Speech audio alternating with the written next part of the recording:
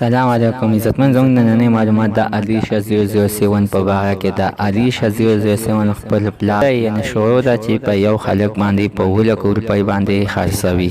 خو عزتمن دا په چا باندې خرڅوي؟ خو عزتمن د دې نه مخکې زه ته دا یاد کړم او کوم تاسو کو چاته زموږ په دې چینل کې نوي وي حتما د زموږ همدا چینل ته سبسکرایب کړئ. خوا کې اوسه د ټالیک نشان وچخه یو نوي معلوماتي ویډیو تاسو ته په اسانۍ باندې درورسي. عزتمنو علیشه 007 پلار وایي چې دا لور زما نافرمانه ده ځکه چې زه دې ته وسویم نو دا زما خبره نه مني.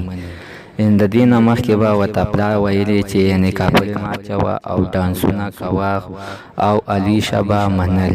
او اوس د علیشه چې دا اوس د پلار خبره نه مني ځکه چې دې علیشه ته پته ولګېده چې پلار یعنې ما په شرمونو شرموي او بې باسه یعنې څوک واده نه کوي. نو علیشه د ده کې ته وه چې یعنې د پلار خبره اوس نه مني او پلار ته نه په دې خبره باندې ډېر خفه دی.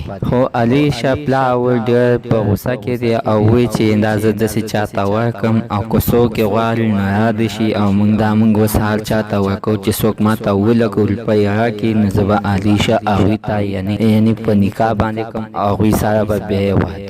عزتمنو کو د چا په کار وي نو دا غوښتنه یې کړې ده چې یعنې د چا په کار وي لاندې په کمنټ کې د خپل نمبر ولیکي نو هغوی سره به بیا په وټساپ باندې علیشه پلار خپله خبرې ګپ شپ ولګوي او ډیل به ورسره وکړي.